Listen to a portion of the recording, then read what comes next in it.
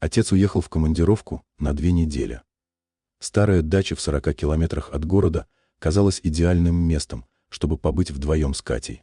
Глухой забор, сосны и полная тишина. В первый вечер все было отлично. Мы разожгли камин, пили чай и смеялись над тем, как здесь непривычно тихо после городского шума.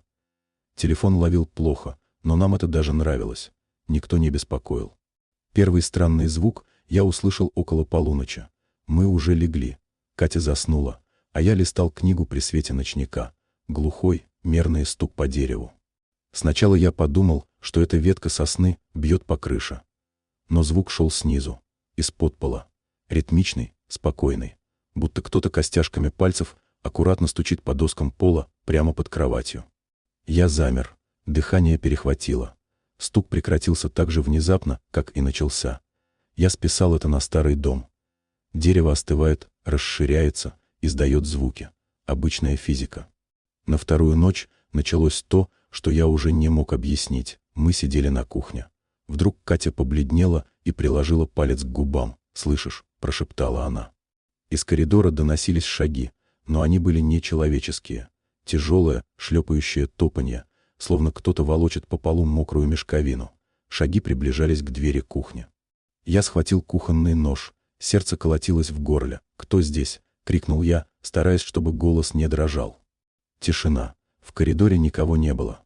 Только входная дверь была заперта на все 3 засова, как я и оставлял. Но на коврике у двери я увидел лужицу. Грязная, пахнущая болотом вода медленно растекалась по линолеуму. Той ночью мы не спали. Забаррикадировались в спальне на 2-м этаже. Катя плакала, я пытался дозвониться до отца, но связи не было. Совсем. Около 3 часов ночи под дверью спальни раздался шепот. Это был голос моего отца. «Сынок, открой. Я забыл ключи. Холодно. Мне очень холодно». У меня волосы на голове встали дыбом. Отец был за 300 километров отсюда. И его голос, он звучал странно, слишком монотонно, словно слова произносил не человек, а старая заезженная пластинка. «Это твой отец?» Катя дернулась к двери, но я перехватил ее руку. «Это не он», — выдохнул я. «Слушай». Голос за дверью повторил. «Сынок, открой. Я забыл ключи. Я забыл ключи. Я забыл ключи». Фраза начала ускоряться. Скоро она превратилась в неразборчивое шипение. А потом начался скрежет. Кто-то за дверью начал скрести по дереву когтями. Снизу вверх. Медленно. С противным визгом, от которого зубы сводило судорогой. «Уходи!» — закричал я, бросив в дверь тяжелый стул. За дверью раздался смех. Тонкий, девичий смех. Но в нем не было радости, только какой-то механический, мертвый холод. К утру все стихло.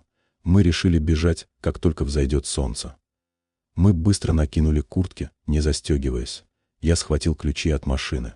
Мы выскочили на крыльцо. Туман был такой плотный, что не было видно даже калитки. «Быстрее, в машину!» Я потянул Катю за руку. Мы запрыгнули в салон. Двигатель завелся не сразу, чихал и глох. Наконец, мотор взревел. Я включил фары.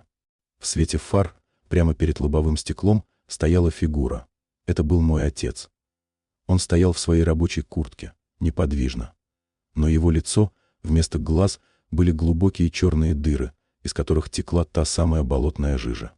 И он улыбался. Улыбался так широко, что кожа на щеках лопалась. Я ударил по газам. Машина рванула вперед, но вместо удара я почувствовал пустоту. Мы просто проехали сквозь него.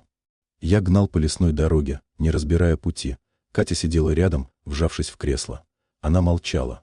Слишком долго молчала. «Катя, все хорошо. Мы уехали».